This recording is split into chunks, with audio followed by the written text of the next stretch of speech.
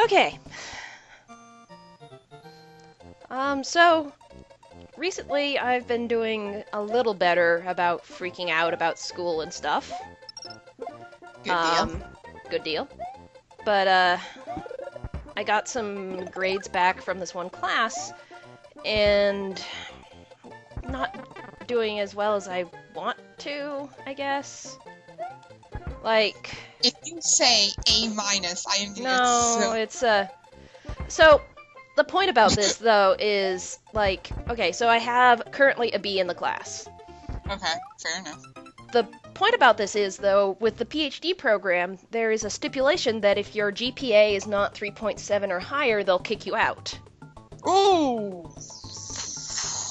I guess I forgot to mention that when I was freaking out about grades, because, Yeah, this is the first time hearing about that. yeah, 3.7. So for those of you who are not familiar with the 4.0 scale, 4.0 is an A, 3.0 is a B. Right. So if you have one A and one B, you have a 3.5. Right.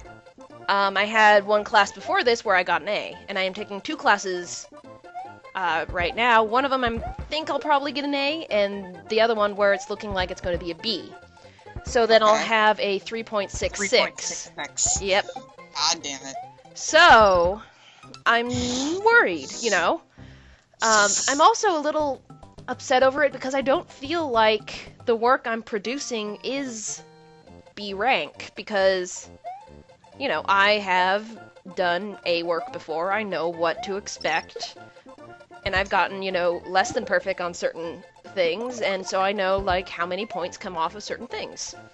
Right. So I don't feel like the work was worthy of an actual B, if that makes sense.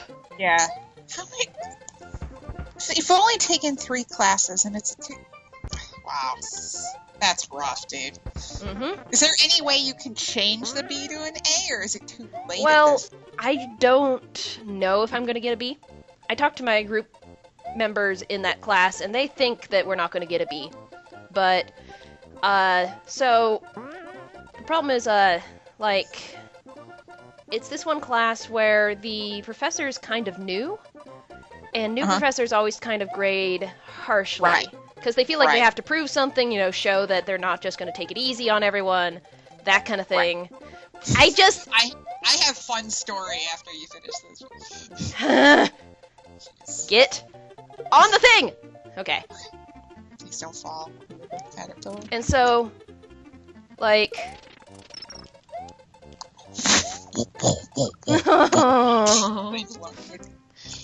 Dude, I can't even get that far. So, she's been posting, like, the averages and stuff, and I'm right about the median of the class. And this is all PhD students, so the median should be an A. Because, you know, PhD students, we're all really smart, really hardworking. It's not like, you know, people taking the class because it's required. It's, you know, these are people who are getting PhDs that, need this, who are going to school because they want to, you know. Right. Why would the median be an A, though? I don't understand. Well, it's the Well, I know what median means. I mean, like, no, I know. a 4.0 is basically required for most PhD students. Like, that 3.7 means that you're going to be mostly getting A's. Right. So, if you're in an average class of PhD students, the average grade should be an A. Right. Okay, gotcha. I'm saying, Well, wait, like... if the median of the class is a B, that means there are people who are getting C's. Yes. Okay. So, I'm about average, and I think I'm getting a B, and that's why I also doesn't seem to make sense, because... I know all the people in the class, and they're all really smart, and they're all getting about the same grade I am. So what most professors do is, like, one of the graduate level courses I took was algorithms, and the average score in there was like 50%, but that was where the cutoff for an A was. If you got like 50% of the class, you got an A, because that's what people were getting. So, Oh, you know, wow. grading on a curve. Right.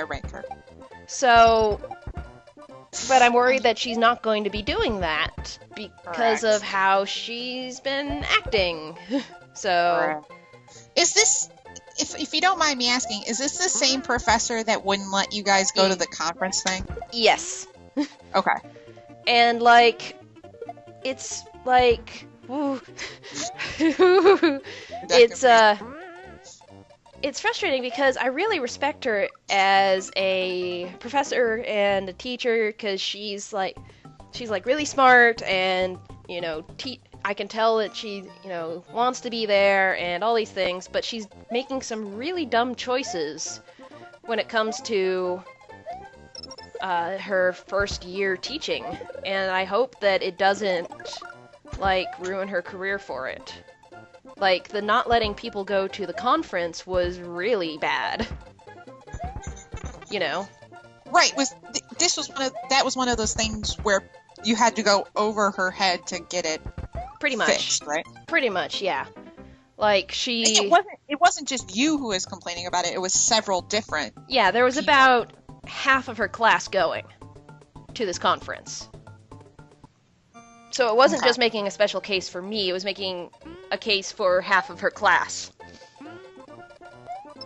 So, and she initially said that it wasn't her problem and that we would lose points on it. But, after we told our advisor about it, and he sent out a very political email about reminding people that his lab is going to this conference and to accommodate his students. So, you know, he didn't point to anyone specifically. Oh, yeah. Just reminding people that all his students are doing this, so you should probably work with them because that would be great. And, networking is important. Yeah, it was a diversity conference, so, like, you know, it was really important. And so... Fuck. And, so then after that, we, talked to her in class, and she finally agreed to... God, why am I... We agreed to, we shuffled people around so that people who were going to the conference could present on the first day, and everyone else presented on the second day. And it worked out, but, like, there was so much, you know, pushback from it, I can't help but wonder if she's maybe angry about it, you know? Fair. Aw. What the... Logic, please. No, it's fire. It's like, as I'm doing it, I'm like, this isn't gonna work. And by the time I hit the jump button, it's just too late. It's too late. It's too late. So, and then this happened where, like, her grading is really strict, but she doesn't give out, like, a very specific rubric beforehand. Oh my god. Or, like, reasons why the grade should be that way. No, she gave out reasons, but it's like, how could we have known that before?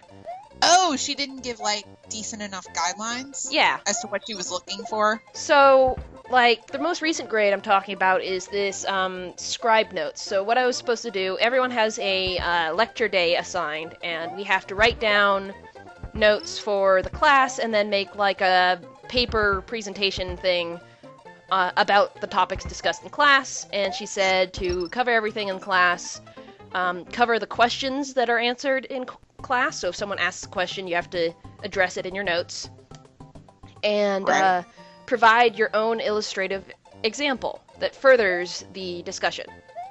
Okay. So that's what we were told, and she gave that's pretty neat. and she gave us a example of a well-scribed lecture, and it was like this paper on, like, some mathematics thing. Okay. So, okay, no big deal. Just gotta be careful to remember everyone's questions and all those wonderful things. And, woo! Come up with your own example. And I got 8 out of 10 on it because I didn't provide an example, apparently. And I thought I did. And, she also gave out a huge, she put out a email saying that people need to clearly mark their example rather than have it be in the flow of the paper. They need to not just have it as a dialogue when the questions are asked. So you can't say, a question was asked in class and this was the answer. You have to, like, address it like a paper would. And, Wait, was this before or after everybody did it? after everyone did exactly. it. And this other thing about you have to spell check and all those wonderful things, you know, make sure it's formatted pretty, that kind of thing. Okay, Legible. yeah, that seems like deductive reasoning. Yeah, stuff. put your name on it, you know, those kinds of things I'm not upset about. And we have to do 2 of these scribes per class. And she listed all these things and said that people aren't going to be docked points on this one, but it's for the next one. But, I thought I did provide an example, and so I sent her an email about it, and she hasn't gotten back to me yet about it. And, like, it's like, how were we supposed to know that you wanted us to not have it as a dialogue when you just didn't give us any instructions on that part?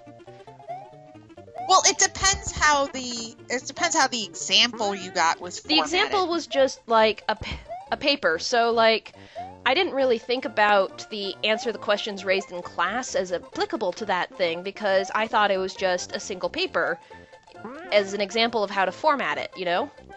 Right. So, you like, just thought it was like a format. Okay. Yeah, and like, you know, word description, that kind of thing.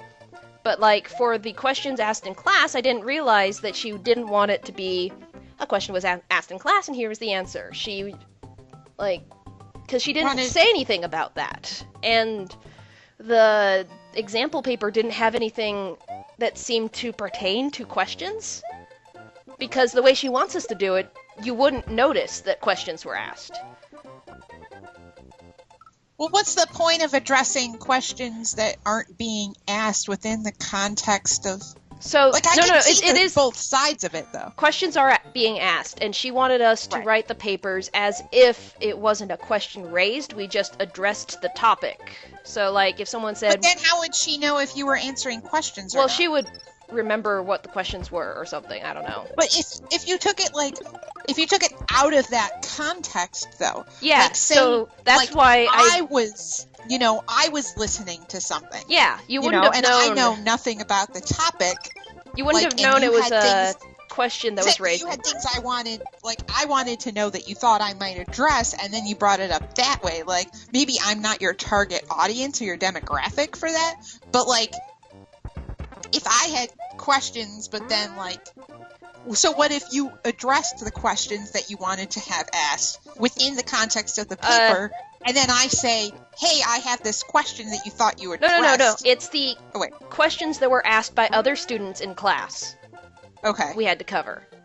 So basically cover all the topics that were presented in the class, rather than just her own notes.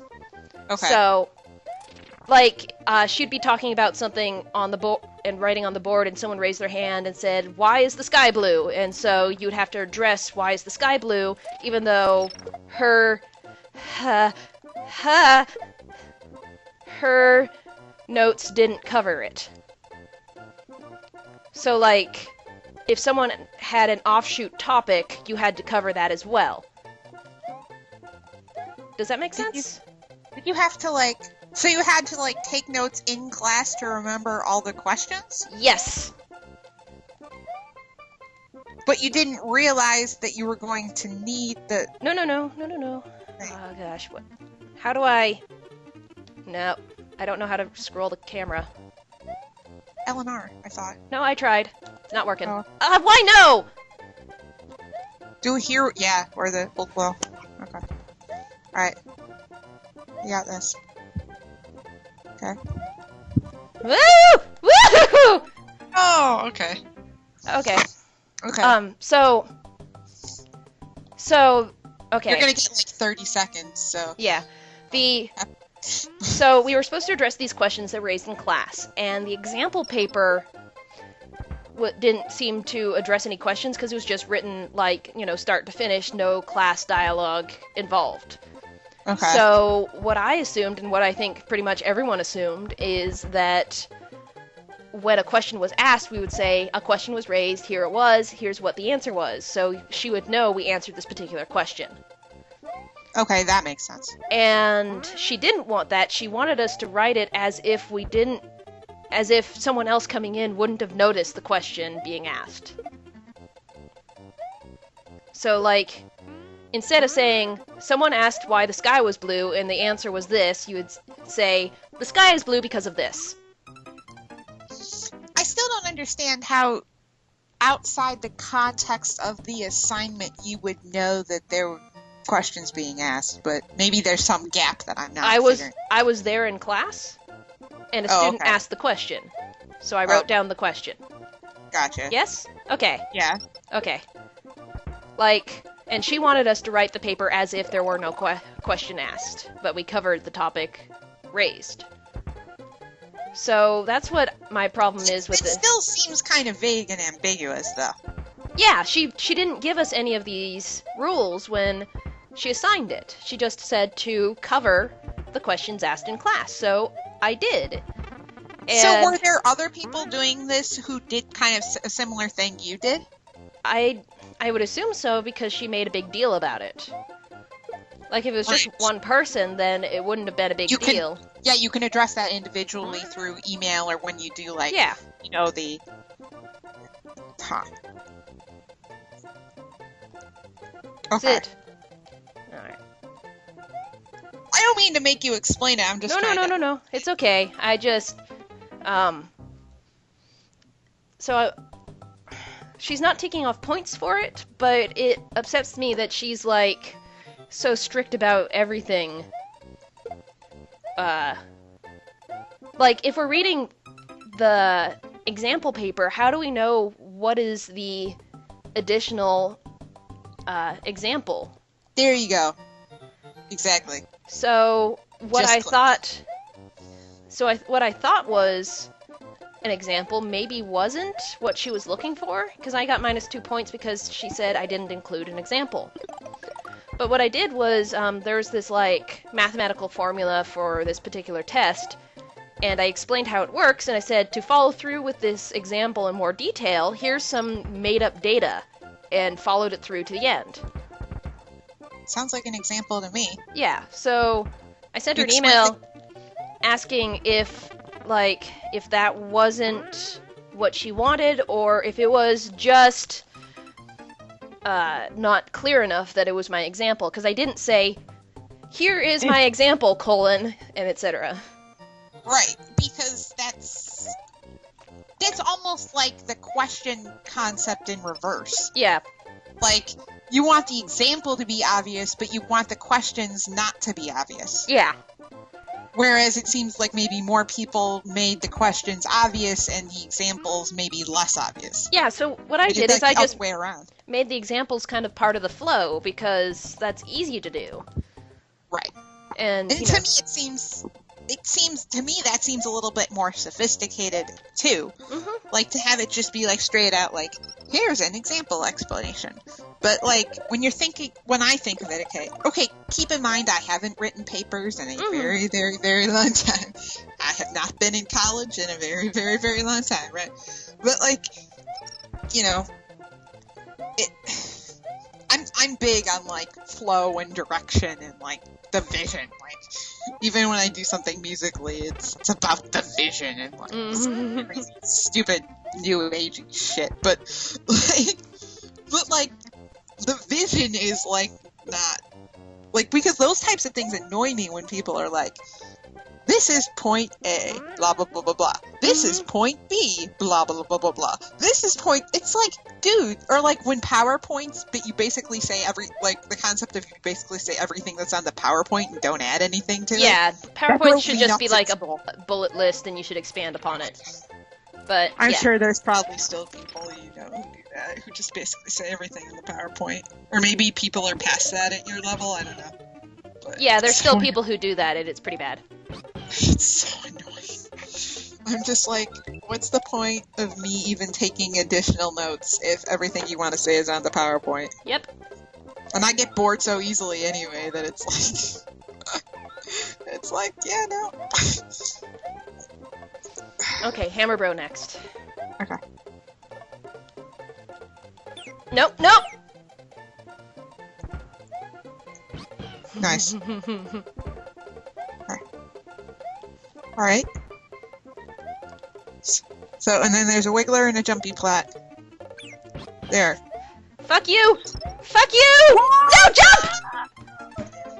You have to spin jump off of Yoshi. And I forgot which button it was. Wow. So it might be good to get Yoshi. Well, welcome to, I'm never gonna get to that point anyway before the end of this level, so... It might be good to get Yoshi so I can do that at the end. Right. Where I jump off of Yoshi. If I ever get... I haven't even gotten that far yet. I only got to that, like, random fish part once. Okay.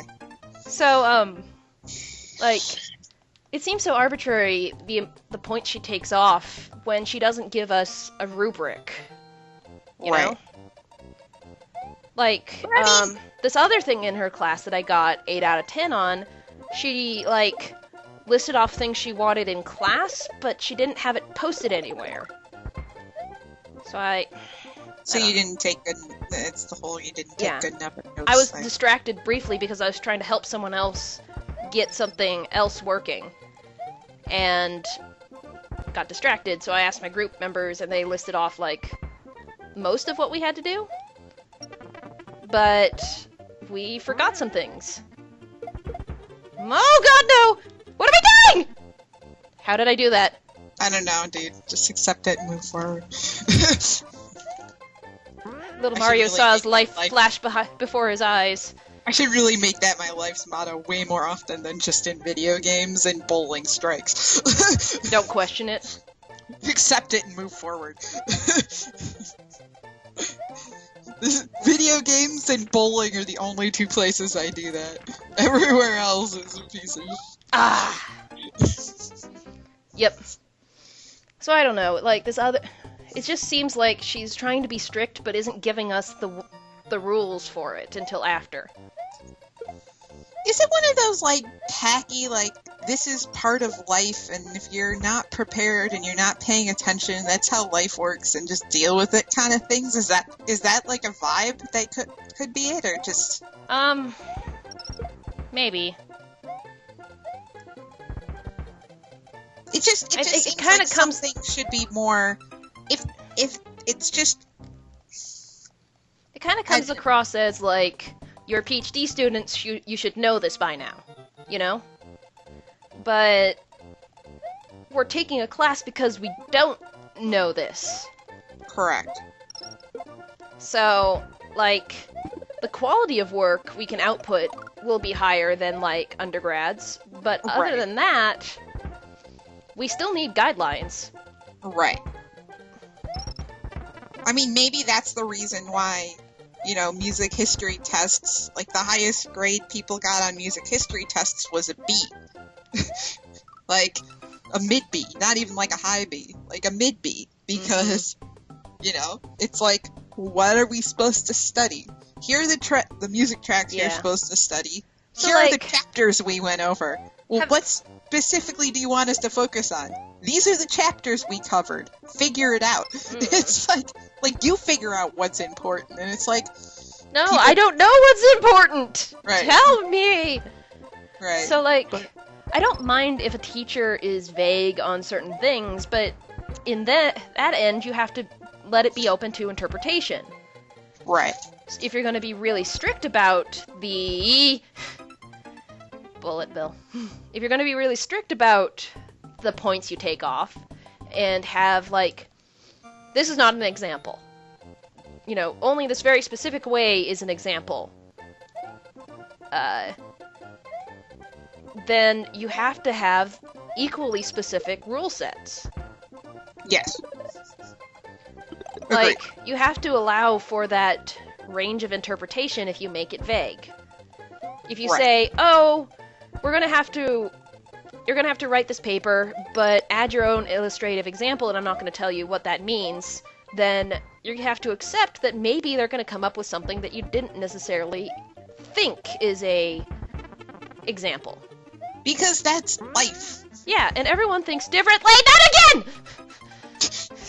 Everyone thinks differently, and everyone's different. So, even, like, you know, these super intellectual types, we're all different in the end, and we're all going to think differently about these things. So, you can't expect that we're all going to output the same thing.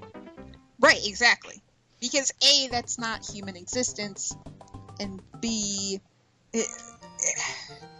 it's... Yeah. I don't... Yeah. Yeah, I mean, because if everyone thought the same, then the world wouldn't work. Yeah, it would be very boring. You know, and I think this is kind of, for me, this was what was frustrating about school, was that if you're hearing a beeping noise, that's some random noise in my house. It's not your house. Okay. I don't know if anybody heard that, but it's my house, not yours.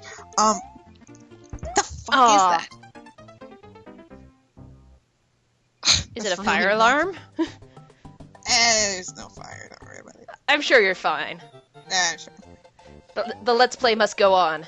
Exactly. But, like, I guess I think of it from, like, not like a mental illness perspective, but, like, from an autism spectrum perspective. Like, the whole point of it is that, like, wiring is different. So one of the things,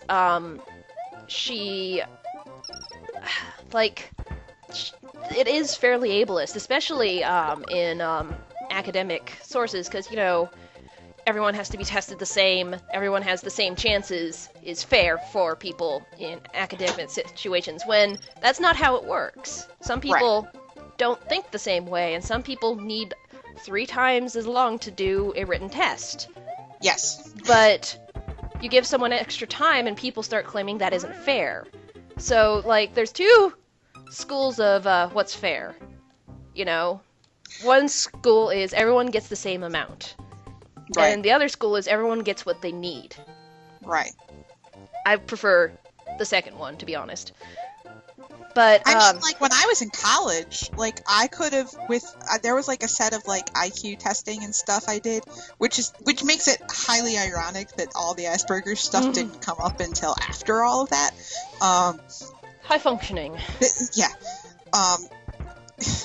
It didn't come up until after that, because they're like, oh, she's in college, so clearly she doesn't have, and she does well, so clearly she doesn't have issues with, fuck them. But, hold up. We gotta split this conversation. Okay. In the next video. Be right back.